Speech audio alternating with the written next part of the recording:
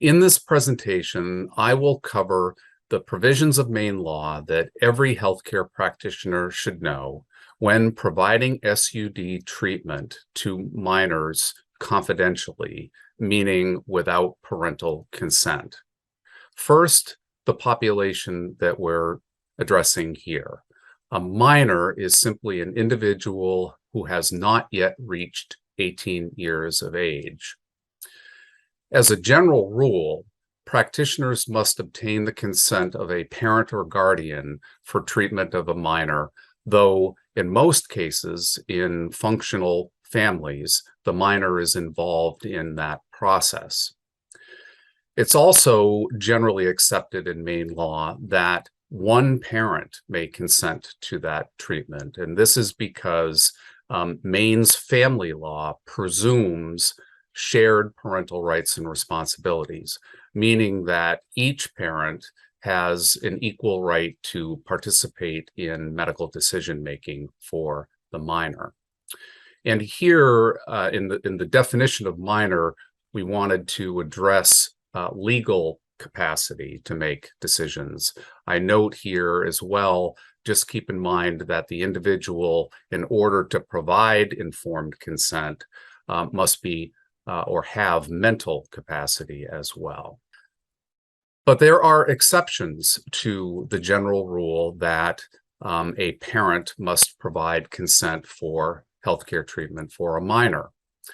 Of course, there is an emergency care exception that applies to any part of the population, whether minors or adults. Then there are two provisions of Maine law that are directly relevant to today's presentation. One category of minor is based on the minor's status. And I make the point here that some minors in Maine may consent to all healthcare treatment. And then there is a second category of sensitive types of treatment in which all minors may consent to some types of healthcare treatment. First, we'll talk about the category of minor's status. A minor may consent to all types of healthcare treatment, including SUD treatment then, if they meet one of the following conditions. And three of the four of these are quite straightforward.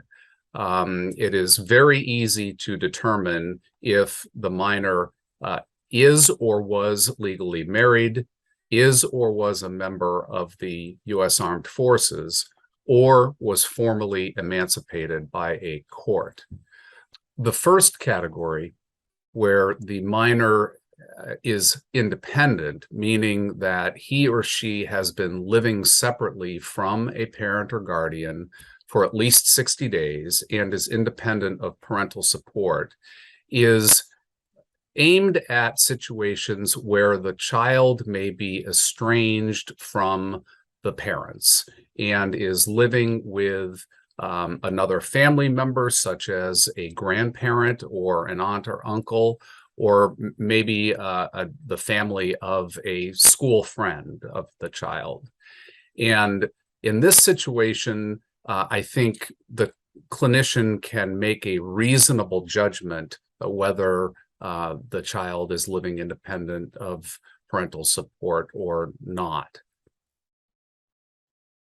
The second category that is an exception to the general rule requiring parental consent is sensitive types of treatment.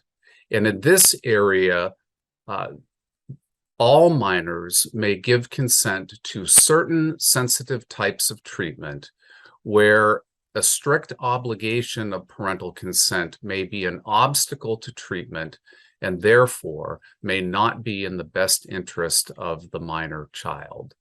In this presentation, we are focused on one particular category of sensitive treatment, that of SUD services. And there are specific provisions in Maine law that either grant a right to the minor or empower you as the clinician to provide those SUD services on a confidential basis without parental consent. First, there is a specific right of consent granted to the minor for SUD treatment or for emotional or psychological problems found in Title 22. Then there are several provisions of Title 32, which are the professional regulation statutes relating to specific types of practitioners. So there is specific authority for physicians to provide SUD treatment on behalf of minors without parental consent in Title 32, sections 2595, that would be osteopathic physicians, and 3292 would apply to allopathic physicians. And then finally, there is a similar specific authority for treatment of minors for alcohol and drug counselors, social workers, and psychologists in the statutory provisions that are cited in the last bullet.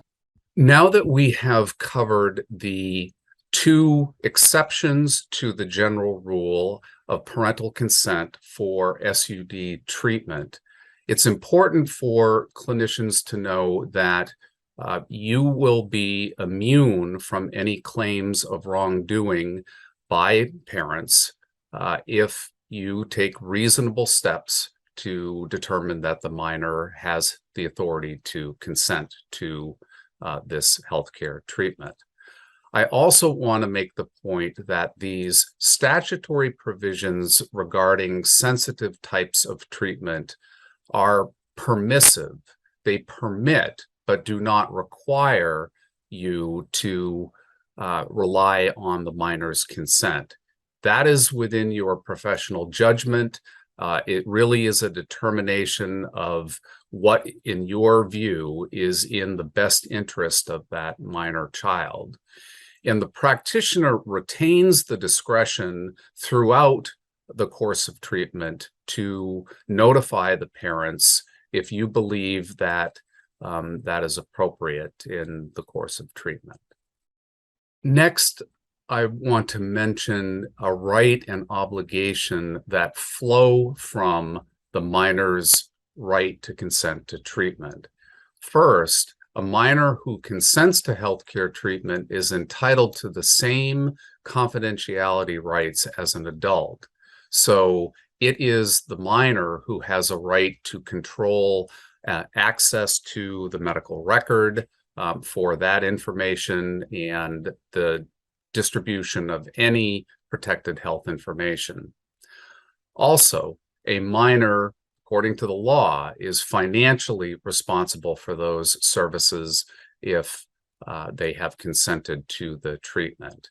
And if the child is fortunate enough to be covered by health insurance, I identify a couple of issues here that you should be aware of. That a health insurance claim generates an explanation of benefits, and that could potentially divulge confidential healthcare information. And we also today have more prevalence of online patient portals, and access to patient portals by the minor child and family presents some practical confidentiality challenges as well. This slide will show you where you can find any of the statutes or rules cited in this presentation. The statutes may be found on the state legislature's website. The administrative rules are found on the Secretary of State's website. And finally, the AMA Code of Ethics may be found on the American Medical Association website. Finally, here is my contact information, and I am available to any healthcare practitioner in the state of Maine who has follow-up questions. My email address and phone contact information is here. A resource would be happy to hear from you. Thank you.